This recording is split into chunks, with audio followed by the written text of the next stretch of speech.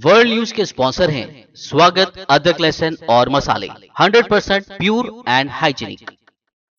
अस्सलाम वालेकुम, आदाब। मैं हूं खलील फरहाद। मेरे साथ देखिए वर्ल्ड न्यूज। शुरुआत करते हैं हेडलाइन से। यूक्रेन की पार्लियामेंट से वजीर आजम बोरिस जॉनसन का खिताब। यूक्रेन को $400 मिलियन की फौजी इमदाद फराहम करने का किया ऐलान। मुत्तहदा तौर पर पुतिन के खिलाफ पाबंदी लगाने में नाकाम रहने का भी एतराफ। जंग शुरू करने के करीब 2.5 महीने बाद पुतिन ने फिर दिया यूक्रेनी सदर ज़ेलेंस्की से बातचीत का ऑफर। फ्रांसीसी सदर मैक्रोन के साथ बातचीत में पेश किया रोड मैप।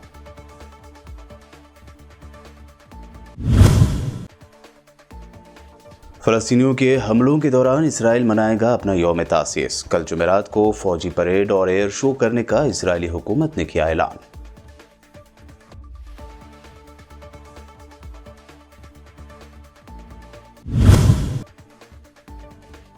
ईद के मौके पर राजस्थान के जोधपुर में हुए कम्युनल वायलेंस के बाद कशीदगी बरकरार। अब तक 52 लोग गिरफ्तार, 45 दीगर को लिया गया हिरासत में।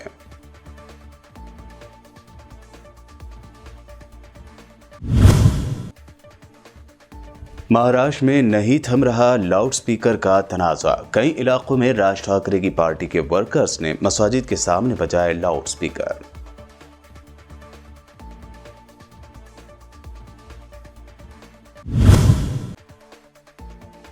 आम आदमी पार्टी लीडर आतिशी ने किया दावा। कहा, बीजेपी की बुलडोजर पॉलिसी और पैसों की हवस अब मंदिरों तक पहुंची। 4 मंदिरों पर बुलडोजर चलाने का जारी किया गया नोटिस।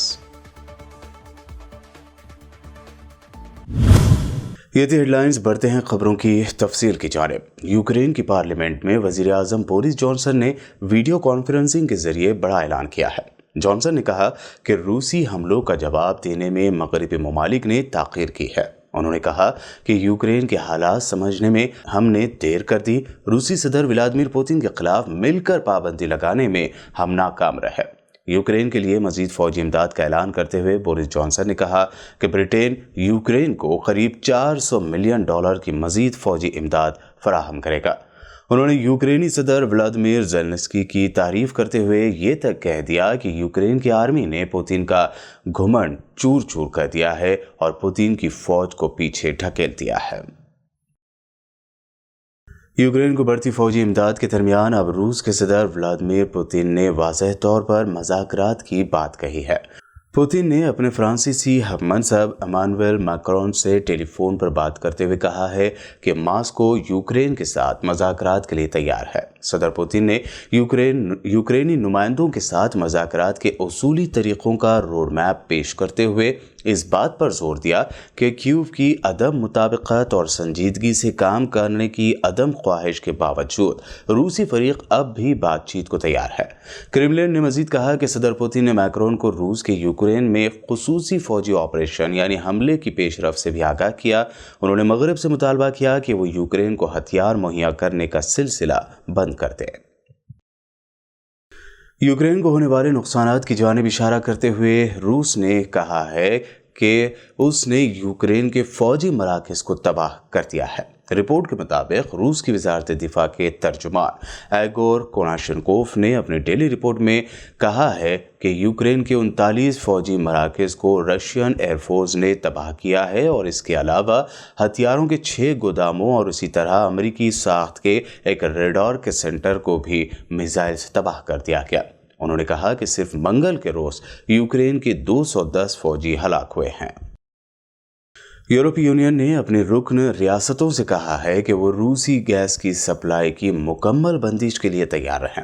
यूरोपीय यूनियन का कहना है कि मॉस्को की जानिब से रूसी करेंसी रूबल में गैस वाजिबात की अदायगियों का मुतालबा तस्लीम नहीं किया जाएगा। यूरोपीय कमीशन रुकन रियासतों को रूस पर मजीद पाबंदियों से मुतालिक एक नया पैकेज तजवीज़ करने वाला है। यूक्रेन पर रूसी फौजी हमले और इस जंग के तवानाई के शोबे पर असरात के मौजू पर इसी हफ्ते पीर के रोज़ यूरोपीय यूनियन के वज़राए तवानाई का ब्रसेल्स में भी एक इजलास हुआ। रूसी साइबर फोर्सेस ने गैर मुल्की रहनुमाओं को निशाना बनाने के लिए समाजी मीडिया पर बड़े पैमाने पर गलत मालूमात फराहम करने की एक जारहाना मुहिम का आगाज़ किया है ताकि यूक्रेन पर हमले को कानूनी जवाज़ फराहम किया जा सके। बरतानवी दफ्तर खारजा ने बताया है कि सेंट पीटर्सबर्ग की एक फैक्ट्री में काम करने वाले कारकुन टेलीग्राम मैसेजिंग के जरिए ऐसे लोग भर्ती और उनके दरमियान बाहमी ताउन के फ़रोग़ के लिए काम कर रहे हैं जो क्रेमलिन के नाक़िदीन के सोशल मीडिया अकाउंट्स को रूसी सदर व्लादिमीर पुतिन और यूक्रेन जंग की हिमायत करने वाले तबसरों से भर देते हैं। अमेरिकी सदर जो बाइडन इंतज़ामिया ने अमेरिकी ख़ुसूसी एलची बराए अल-कमाली उमूर रॉजर कारास्टेंस के साथ मिलकर तय किया है कि अमेरिकी बास्केटबॉल खिलाड़ी ब्रिटनी ग्राइनर को रूस में गलत तरीके से गिरफ्तार किया गया। व्हाइट हाउस की तर्जुमान जेन साकी ने एयरफोर्स वन तैयारे पर प्रेस ब्रीफिंग के दौरान इस बात का दावा किया। उन्होंने कहा कि ये एक पुख्ता अज़्म है जिसे हम यरगमाली मज़ाकरातकारों और महकमे खारजा के साथ मिलकर करेंगे। नॉर्थ कोरिया ने बहर जापान की जानिब एक नामालूम प्रोजेक्टाइल फायर किया है जिसे एक बैन बर्रे आज़मी बैलिस्टिक मिसाइल यानी ICBM ख्याल किया जा रहा है। यूनहाप न्यूज़ एजेंसी ने जनूबी कोरिया के जॉइंट चीफ ऑफ स्टाफ के हवाले से ये इत्तला दी है। उन्होंने कहा कि जनूबी कोरिया की फ़ौज प्रोजेक्टाइल की रेंज और सबसे ज़्यादा परवाज़ की ऊंचाई का तजिया कर रही है। ज़राए ने जापान की वज़ारत दिफा के हवाले से बताया है कि शुमाली कोरिया ने जिस प्रोजेक्टाइल को लॉन्च किया है उसे एक बैलिस्टिक मिसाइल माना जा रहा है। सन 2022 में शुमाली कोरिया की जानिब से हथियारों का ये 14वां तजुर्बा है। इराक में तुर्की के 7 फौजी हलाक हुए हैं। यंग जर्नलिस्ट क्लब की रिपोर्ट के मुताबिक इराकी कुर्दिस्तान की जमात PKK ने शुमाली इराक में तुर्की के 7 फौजियों की हलाकत की तस्दीक की है। PKK रहनुमा आराम बायक ने तुर्की के फौजियों की हलाकत की तस्दीक करते हुए कहा कि तुर्की के फौजी शुमाली इराक के इलाके ज़ाब में दरअंदाजी की कोशिश कर रहे थे, जिसके दौरान 7 फौजी उनके साथ झड़प में हलाक हुए और इसी तरह कई फौजियों के जख्मी होने की भी खबर है। तुर्की की जानिब से फिलहाल इस दावे की तस्दीक नहीं हुई है। क़ाबिज़ इसराइली फ़ौज ने कल मंगल के रोज़ ग़र्ब उर्दन के मुख्तलिफ इलाक़ों में घर घर तलाशी की कार्रवाइयों में साबिक़ कैदियों समेत 4 फ़लस्तीनी शहरियों को हिरासत में ले लिया है। ग़र्ब उर्दन के शुमाली शहर जुनैन में मुख्तलिफ देहात और कस्बों में इसराइली फ़ौज ने क्रैकडाउन मुहिम जारी रखी।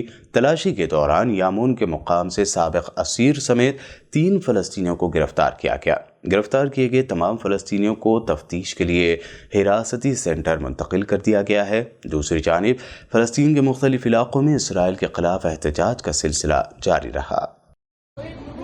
المستوطنين الهلسات رشوا ابن احمد الشرباطي غاز ضربوه وفوق كل هذا لسه اخذوا ابوه كمان، مش بس ضربوا الولد اخذوا ابوه كمان. هاي معتقلين احمد الشرباطي، ضربوا الولد ورشوه غاز واعتقلوا ابوه।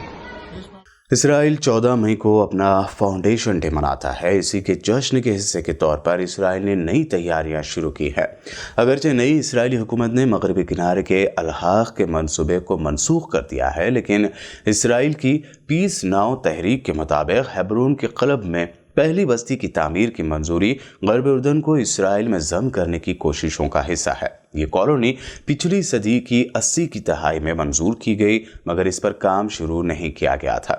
इसराइल एक तरफ ग़र्ब उर्दन के फ़लस्तीनी अक्सरियती इलाक़े अल-खलील में नई यहूदी बस्ती तामीर करना चाहता है और दूसरी तरफ इसराइल ने पहली बार अपने यौमी तासीस पर अल-खलील की फ़िज़ा और जनूबी बैतुल्लहम की गश अत्ज़ियोन में फ़ौजी परेड और फ़िज़ा में एयर शो का फ़ैसला किया है। ये एयर शो कल जुमेरात को पेश किया जाएगा। वर्ल्ड न्यूज़ में वक्त हुआ है एक शॉर्ट ब्रेक का। जल्द लौटेंगे और देखेंगे मज़ीद अहम खबरें।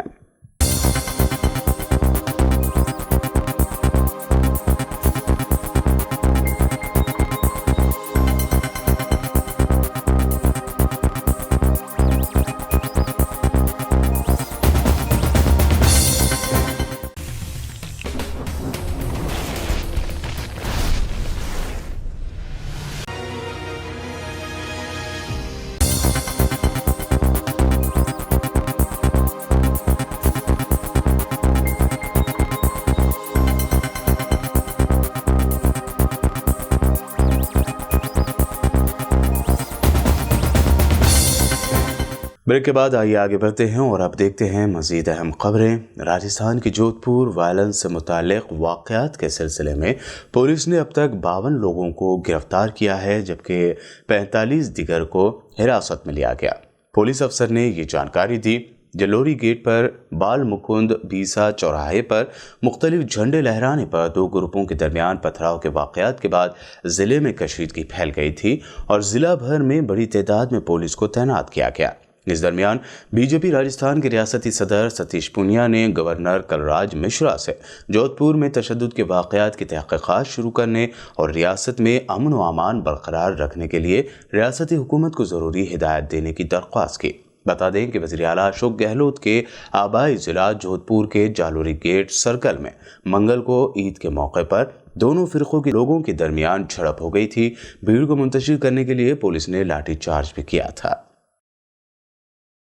एक ही तरह के पत्थर जो या शायद किसी योजनाबद्ध तरीके से, और ऐसा मैं इसलिए कह पाता हूं क्योंकि अभी पिछले दिनों में जिस तरह से प्रदेश में करौली से लेकर के अन्य स्थानों पर जिस तरह की घटनाएं हुई है और जिस तरह से सुनियोजित रूप से छतों पर से पत्थर जो पहले से एकत्रित किए थे वो पत्थर बरसाए गए, ऐसा प्रतीत होता है कि इसी तरह की मंशा के साथ में तैयारी पहले भी की गई थी।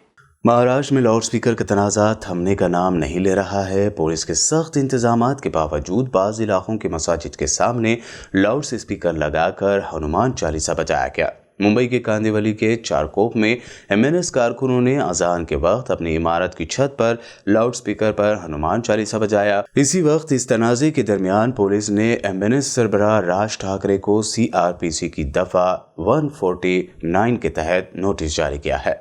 नोटिस सीआरपीसी की सेक्शन 149 के तहत काबिल शनाख्त जराइम को रोकने के लिए जारी किए गए हैं। काबिल समात जराइम वो हैं जिनमें पुलिस किसी को बगैर वारंट के गिरफ्तार कर सकती है। इस दौरान खबर है कि अमन व अमान बिगाड़ने की वजह से एमएनएस के कई वर्कर्स को पुलिस ने गिरफ्तार किया।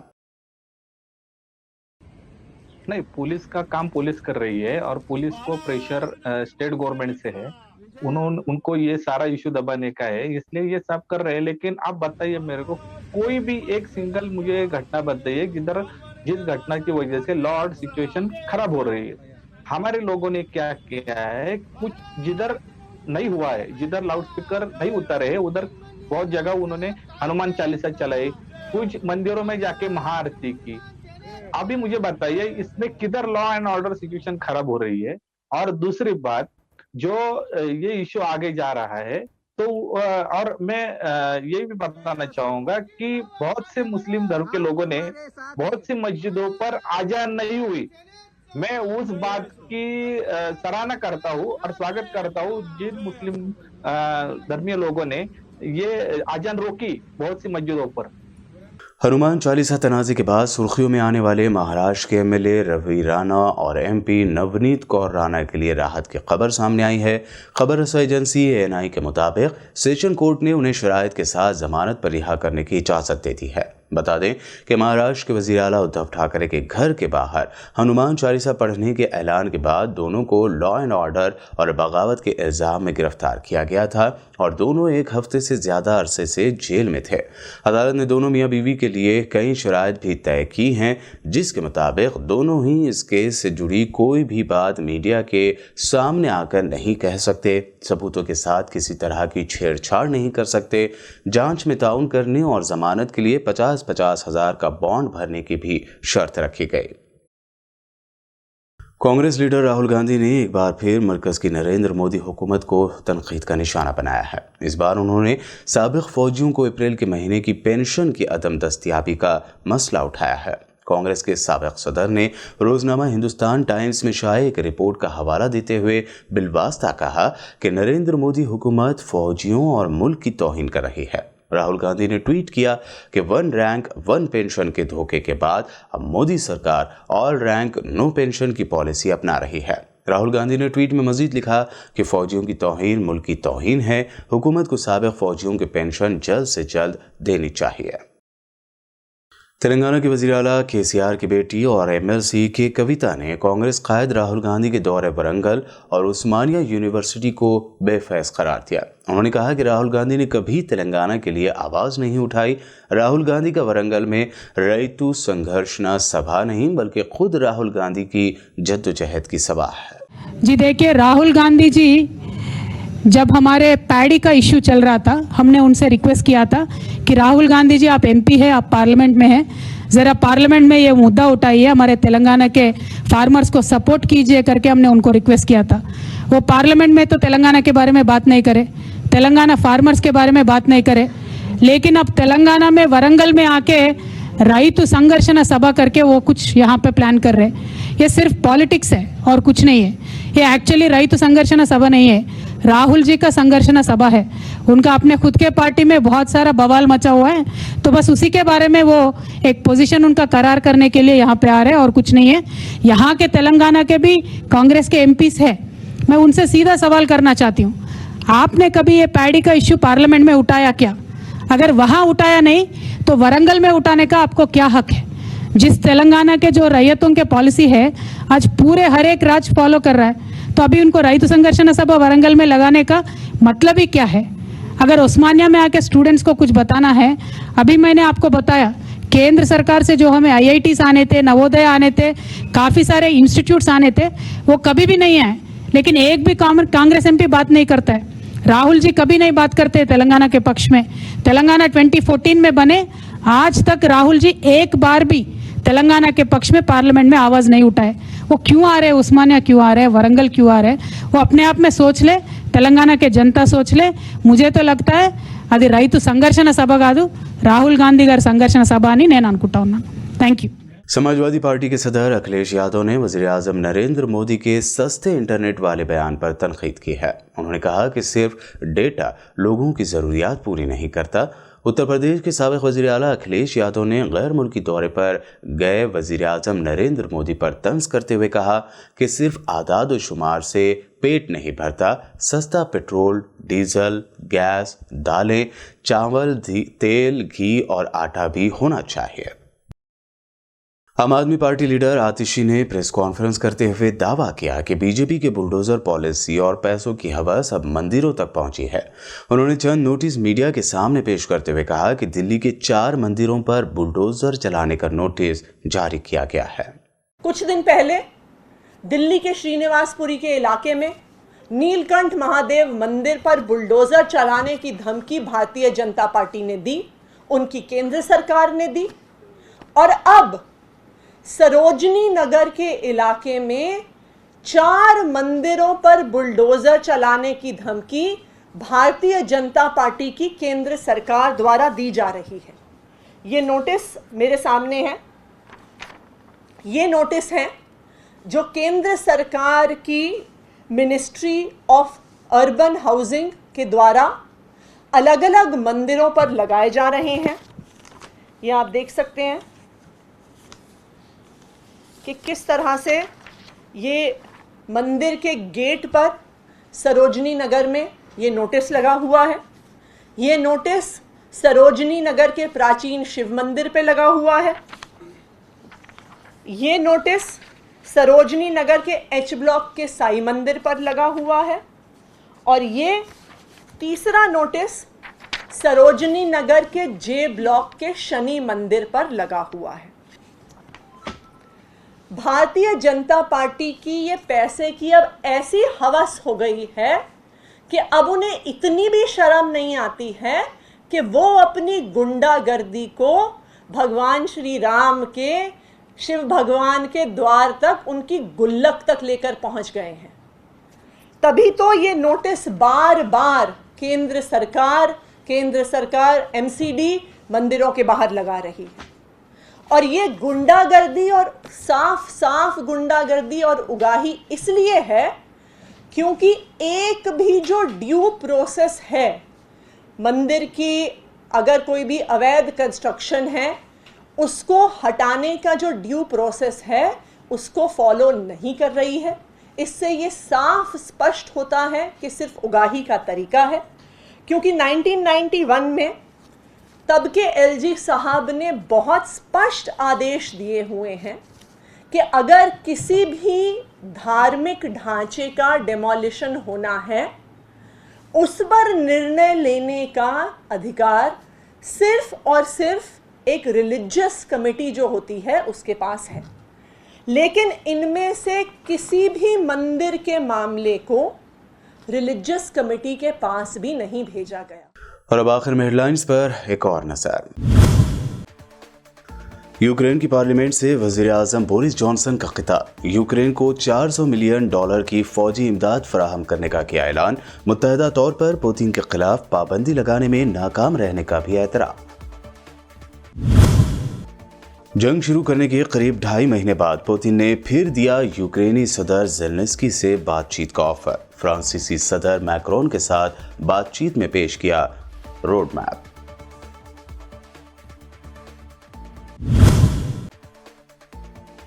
फलस्तीनियों के हमलों के दौरान इसराइल मनाएगा अपना यौम तासीस। कल जुमेरात को फौजी परेड और एयर शो करने का इसराइली हुकूमत ने किया ऐलान।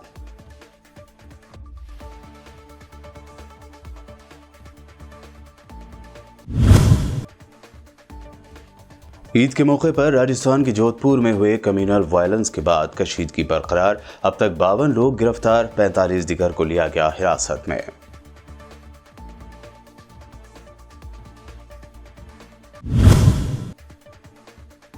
महाराष्ट्र में नहीं थम रहा लाउडस्पीकर का तनाज़ा। कई इलाकों में राज ठाकरे की पार्टी के वर्कर्स ने मसाजिद के सामने बजाए लाउडस्पीकर।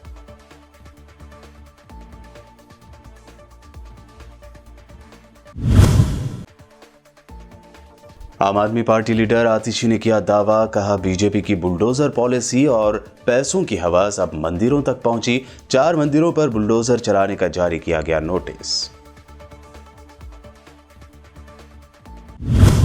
वर्ल्ड न्यूज में ये थी अब तक की अहम इंटरनेशनल और नेशनल न्यूज। देखते रहिए BPN चैनल।